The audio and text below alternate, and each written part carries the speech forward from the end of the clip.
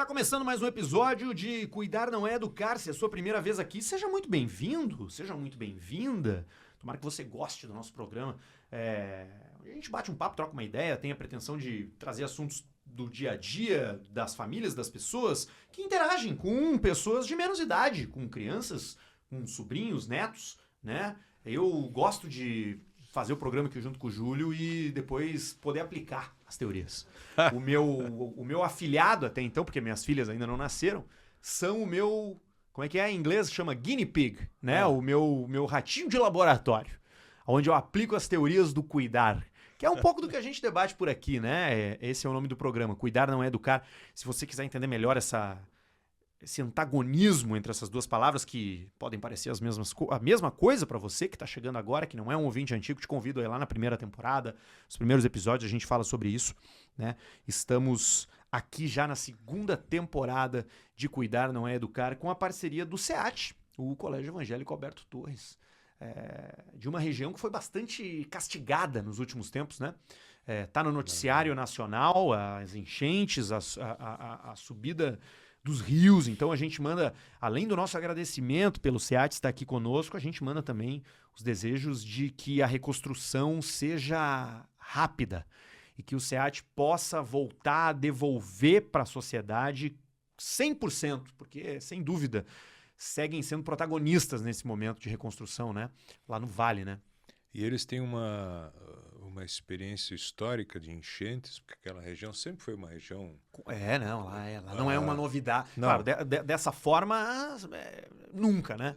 Sim, esse episódio grande de agora, né, de maio de 2024, nunca teve, mas eles têm uma expertise tanto de evacuação como de reconstrução, e mais, eles têm uma expertise de cuidado com as crianças pós-enchente. Olha aí, cara. Tu sabe que eu gosto muito de conversar com eles, porque eles têm um projeto, por exemplo, Como Sobreviver. As crianças voltam para a escola felizes e tal, e aí eles têm grupos de se organizam, aí as crianças têm que contar, ou não, se não quiser contar, não conta. Como sobreviver. Histórias tipo, me agarrei no rabo do cachorro enquanto ele nadava, subi na chaminé da churrasqueira para ir no telhado, me agarrei na cortina da casa para não sei o quê. Então, lá eles têm esses eventos fortes, assim, que às vezes as crianças tiveram que... Passam por traumas? Por muitas dificuldades que podem virar traumas, né? Mas, em todos os casos, o colégio em si eles têm um treino que passa, provavelmente, de geração em geração de professores de como receber as crianças pós-enchente ou catástrofe, no caso, né? E acho que isso é uma coisa interessante de que a gente tem que pensar sempre isso. Por mais que a gente, como adulto, sofra, é muito importante que o nosso sofrimento tenha um espaço para acolher as dúvidas das crianças sobre o que está acontecendo, porque muitas não sofrem explicitamente, elas ficam brincando de butuca, ouvindo, não falam, mas e às vezes se angustiam com a angústia dos pais, obviamente, né? Então, seria muito bom se a gente, como pessoas de mais idade, pudessem ter um espaço no seu sofrimento, um lastro para escutar as crianças e as dúvidas delas. E o SEAT faz isso. É interessante tu comentar isso, né? Porque dá pra gente puxar um gancho disso que o SEAT faz por experiência de viver em um local que ele é afetado por esse tipo de evento, com um momento que é um momento que vai durar bastante tempo, né? Que é o pós, né? Que é o acolhimento, que é o encaminhamento.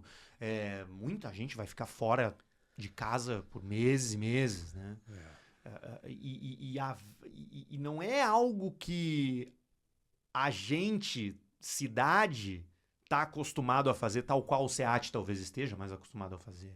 Como que se sobrevive, Júlio, a uma coisa dessa? Como que se acolhe? Porque ninguém sabe, né? Quer dizer, talvez a partir de hoje se fale mais sobre isso, né? Por conta do fato ter acontecido, né? A gente não é Mas não é um acostumado plano, né, a cara? grandes tragédias aqui no Rio Grande do Sul, né? Pois é.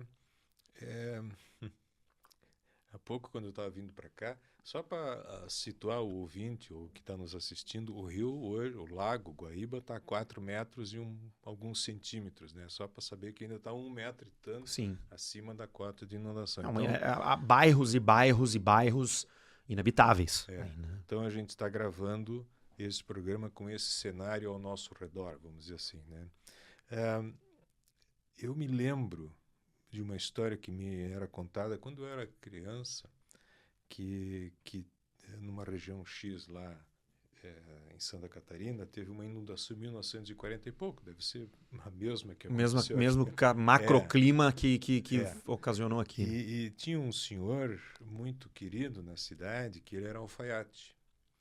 E ele perdeu tudo na enchente. Todos os panos, todos os tecidos. Tu imagina 1941, interior, meio de mato, cara que é alfaiate, perde tudo. Não tem ninguém para ajudar, assim, não tem governo, não tem prefeitura, não tem nada.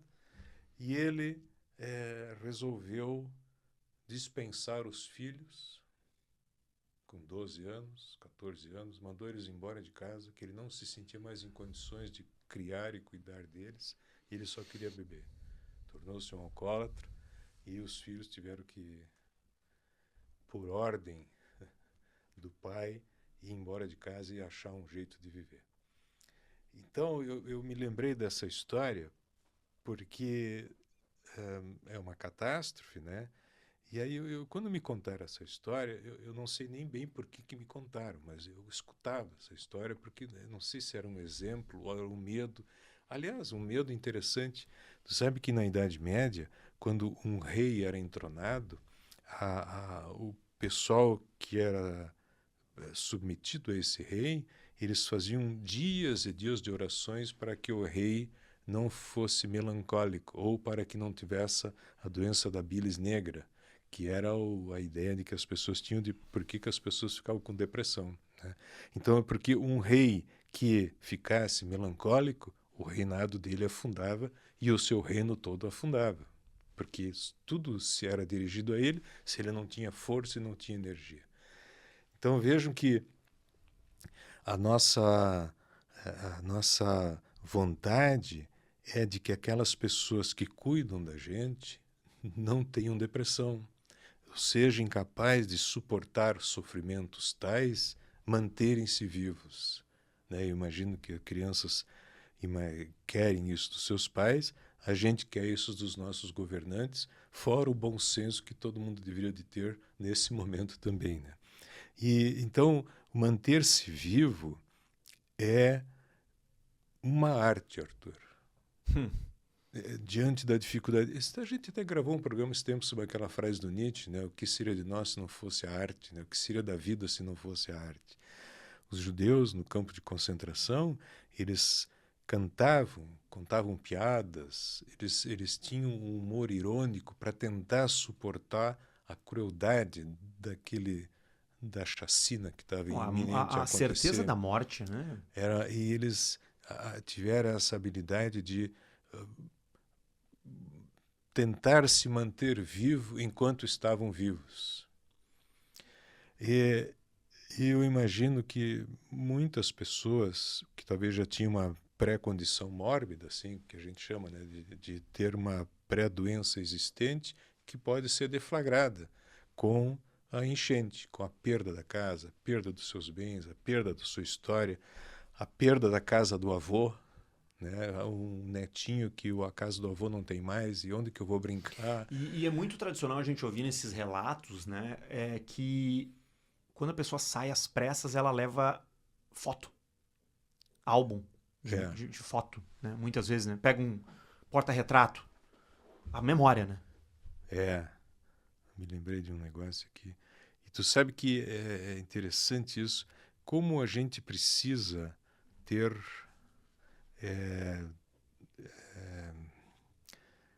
como é que é o nome aqui? A expressão é os abobados da enchente. Tu conhecia essa expressão? Claro, conhecia essa expressão. Os abobados da enchente são as pessoas que entraram,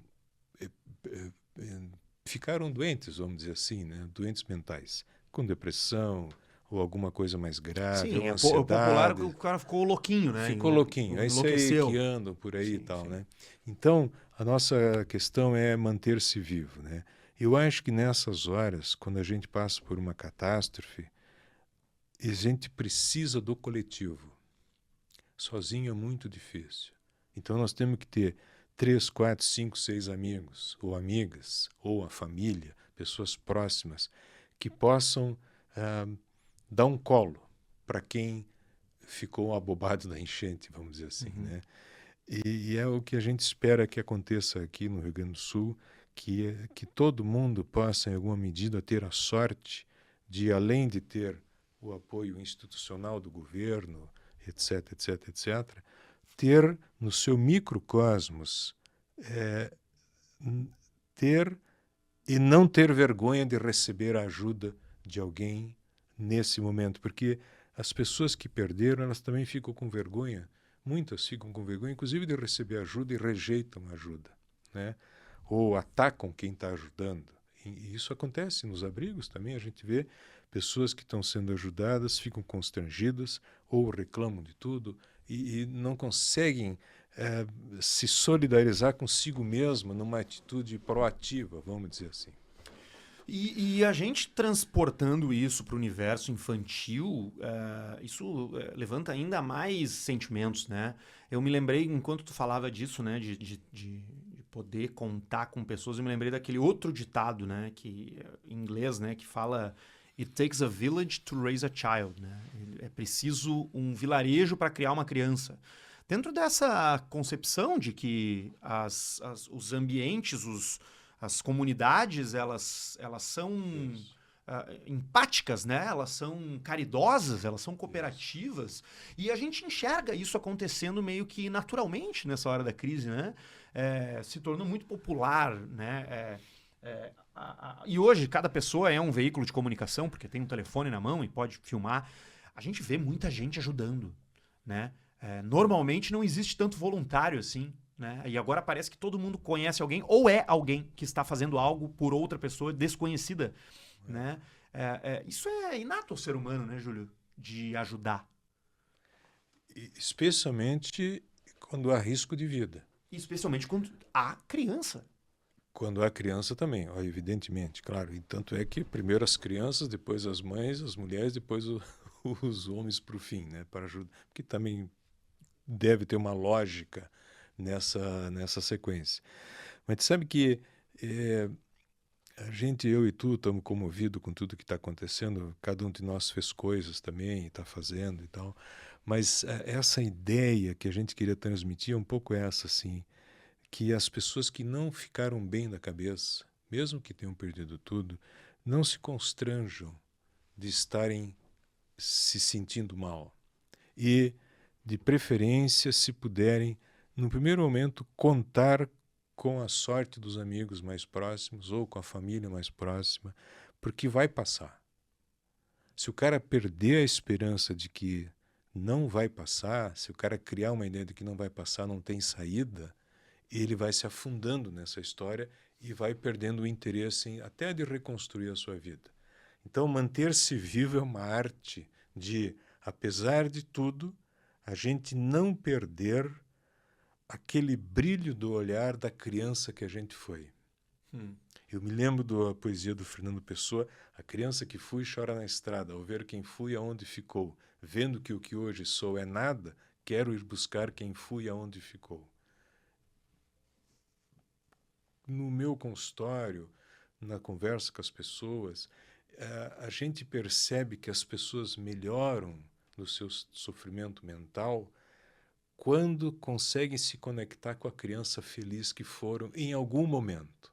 Aquela criança que deu uma energia, aquela criança que foi curiosa, aquela criança que quis brincar apesar de ter que fazer os temas, aquela criança que conseguiu às vezes ir contra a ordem do pai e da mãe, aquela criança que não se submeteu ao sistema, essa criança que todos nós temos também, a gente tem que encontrar ela de alguma maneira para se manter vivo. É muito engraçado isso, mas eu acho que essa é uma técnica, se alguém gosta de técnica para essas coisas, é a gente se encontrar com a criança feliz que a gente foi na infância. Nem que essa felicidade durou 5 dias. Mesmo que a gente tenha tido uma infância ruim ou coisa assim, mas teve momentos em que a nossa alegria de existir me permitiu me trazer até hoje. E uma arte, ou uma das maneiras da gente se manter vivo, é estar disponível para a criança feliz que eu fui um dia, mesmo que depois eu tenha ficado chato. Né? E eu acho que essa é a mensagem que eu queria dar para os adultos ou para as pessoas de mais idade, para elas se encontrarem com a criança que foi ou que foram, para poderem cuidar dos seus filhos. É que nem no avião, quando cai a máscara quando despressuriza, ou coisa que cai a máscara. A orientação sempre é: primeiro coloque a máscara em você, depois no outro.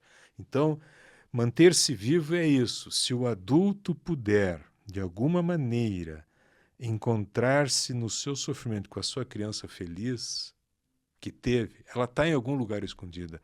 Eu vou ter mais condições de ajudar o meu filho, a minha filha, que está angustiado, ou está triste, ou não sabe o que está acontecendo, está vendo todo muito nervoso ao redor dela e ela está atrapalhada. Então, Arthur, manter-se vivo é a arte de encontrar aquele fragmento infantil meu que está em algum lugar para ele poder vir me salvar. A criança nos salva. Quando uma criança nasce, tu vai sentir isso logo, logo, parece que a vida ganha outra cor. E eu faço essa mesma analogia com a gente. Se a gente puder reencontrar essa criança dentro da gente, essa criança vai me tirar do atoleiro. Mas eu tenho que pegar na mão dela. É mais ou menos isso, assim, manter-se vivo é uma arte. E todos nós sempre temos problemas. Quem que imaginaria que há um mês atrás ia ter água no aeroporto de Porto Alegre? Se alguém dissesse isso, ia dizer: interna no hospício essa pessoa. E aconteceu. A vida não é o que a gente pensa. A vida não está nem aí para o teu planejamento. Não está nem aí. E o que a gente pode fazer é cuidar da infraestrutura melhor. Mas para isso a gente tem que tomar decisões, né? Bom, mas em todos os casos, manter-se vivo é uma habilidade que eu preciso desenvolver ao longo da vida, porque eu sempre vou ter problemas. Aliás, eu vindo para cá com um táxi, e ele me disse assim: doutor, sabe que ainda bem que a gente é finito? Por quê? Porque assim a gente não precisa aguentar isso muitas vezes. Eu gostei do cara. Pô, que filosofada que deu, hein? O cara me deu uma chave de perna, de braço ali. Eu disse: mas que legal isso. Não tem nem como discordar disso. Não, mas é legal, porque talvez a vida tenha um limite de tempo para a gente não ter que ficar tanto tempo tendo que se manter vivo. Mas enquanto a gente está vivo, é importante a gente se manter. E eu sempre digo isso, que saúde é um esforço. A gente tem que se esforçar para ter saúde. Então, uma pessoa que não está conseguindo se esforçar para manter-se vivo, eu pediria para ela pedir ajuda. Para quem está do lado, para um conhecido, ou para uma área de profissional de saúde mental que está disponível para ele, ou coisa assim, ou para um pastor que ele gosta, ou para o padre. Enfim, alguém que não esteja na mesma batida dela, para que ela possa ganhar uma liberdade de conversar com aquela criança que ela foi. É muito interessante isso, porque se a gente for entrar, assim, for cavocar, né, nas razões pela qual nós, seres humanos, nos desenvolvemos a ponto de fundar essa sociedade moderna, né, civilizada, passa diretamente pela nossa capacidade de viver coletivamente. Tu nunca vai ver um macaco ajudando o outro a carregar um tronco. Falta isso.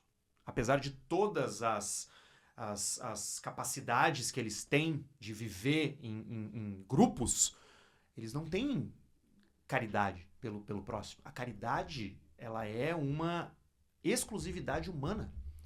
A gente chegou até aqui pela nossa capacidade de ajudar e de receber ajuda.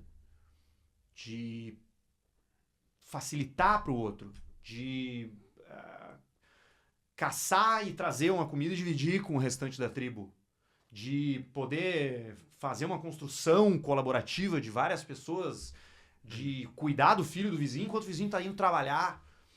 O processo civilizatório passa pela nossa, por esse aspecto de comunidade, de empatia e de acolhimento e de ajuda. Então, enfim, estar vivo é isso também, né? E permanecer vivo é, entender que tu faz parte de algo talvez seja maior, de um organismo que ele seja mais complexo e maior do que a tua unidade de existência, né?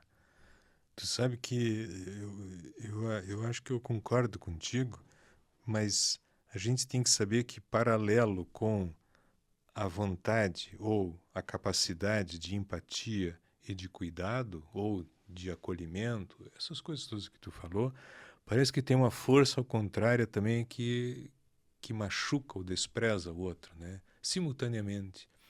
O animal, ele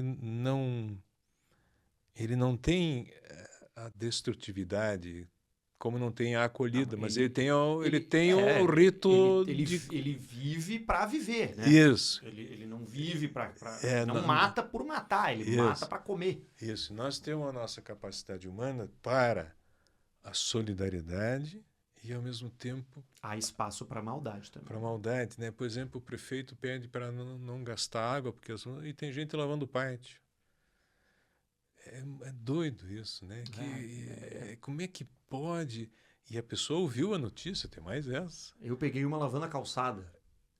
Eu vi que tu postou isso aí, eu abri a janela e me dei um berro. Tá maluco, então, mas tu não sabe o que está acontecendo. Que coisa, né? Que a pessoa... A negação da realidade, que é, no caso, isso, né? É uma forma terrível de se defender contra a realidade. Ou seja, é uma defesa que acaba machucando.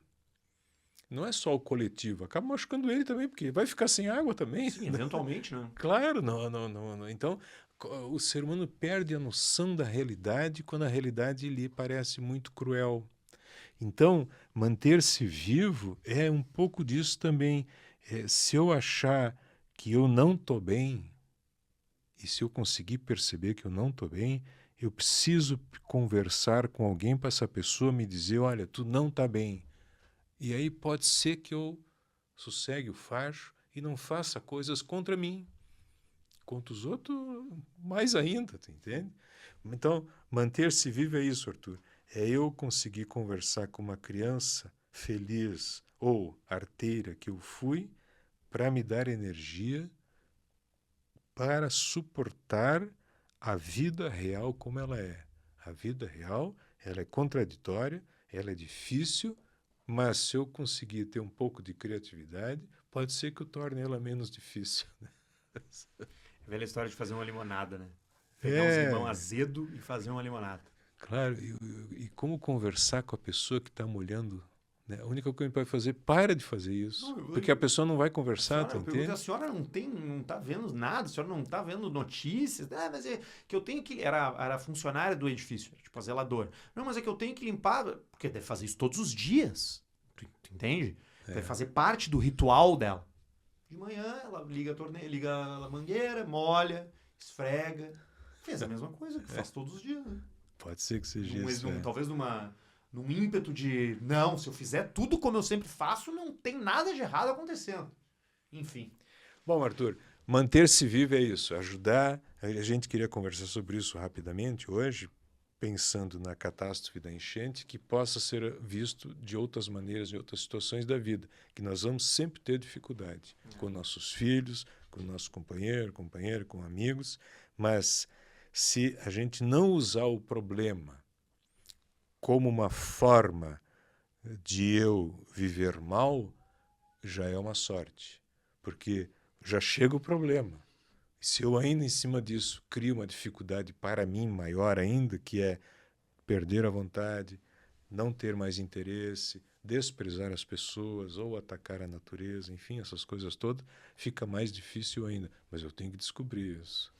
Cuidar Não É Educar tá aqui no Spotify, também tá no YouTube e no Instagram. Pode.cuidar, é o nosso @ lá, pra você dar uma olhada lá. Tem frases bacanas, tem cortes dos melhores momentos aqui do programa e você compartilha com seus amigos, tá bem? A gente volta a qualquer momento. Até mais. Um abraço.